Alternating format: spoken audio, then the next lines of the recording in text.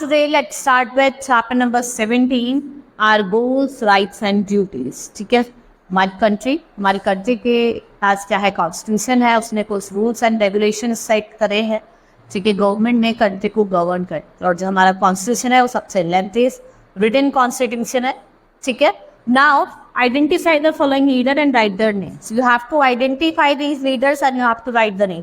After the completing of the chapter, you have to do this exercise yourself. Now, introduction to the chapter. Every country has a constitution. It sets rules according to which government governs the country. The Constitution of India is the longest written constitution. ये एक supreme law है land का. Every law made by the government according to the principle laid down in the constitution.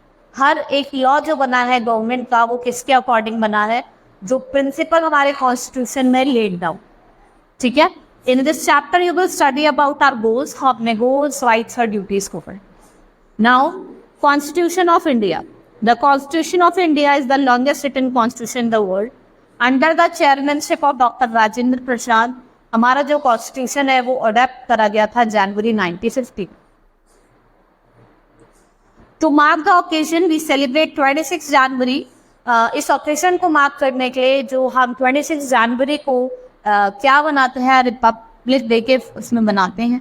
Constitution define the goal, rights and duties of the people. As citizen we must respect our, इसलिए हमें अपने constitution को respect करनी चाहिए.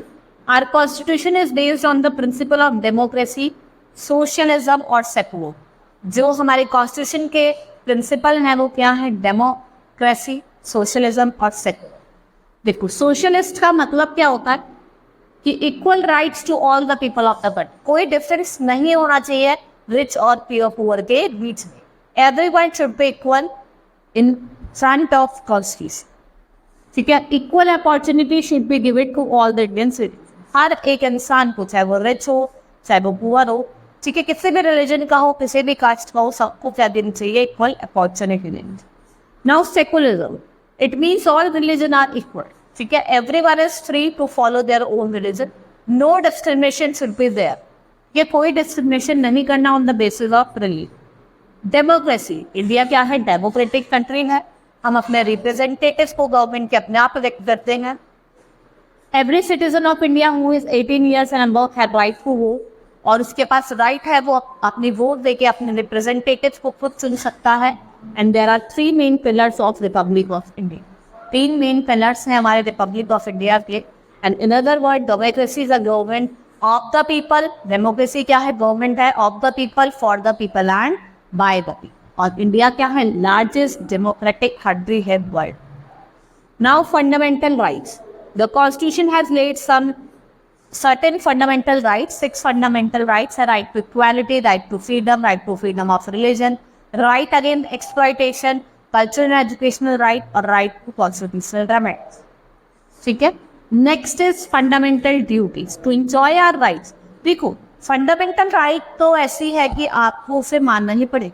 ठीक है, और अगर आपकी बाइक ऐसा होता है कि आपकी राइट को एक्सप्लॉइट करा जा रहा है तो आप सुप्रीम कोर्ट भी जा सकते. अगर हम बात करें फंडामेंटल ड्यूटीज की, हमारी ड्यूटीज है. ठीक है, आप इसको फोर्सफुली नहीं कर सकते.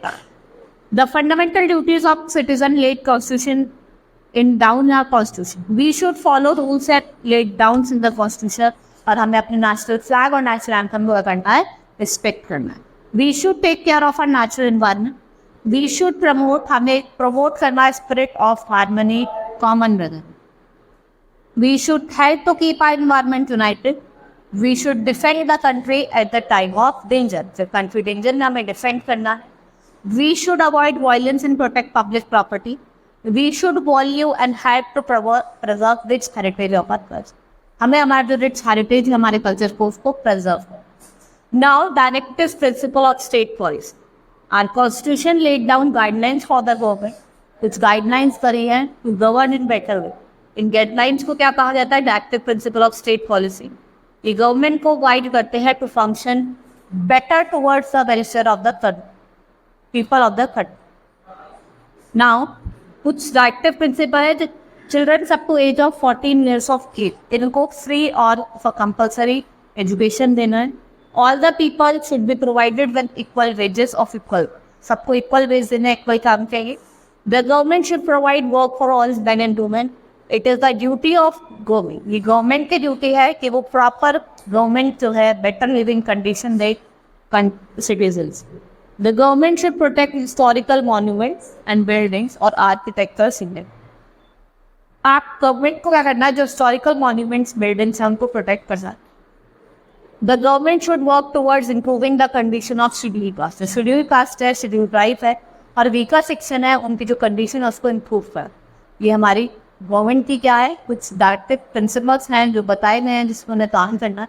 ठीक है.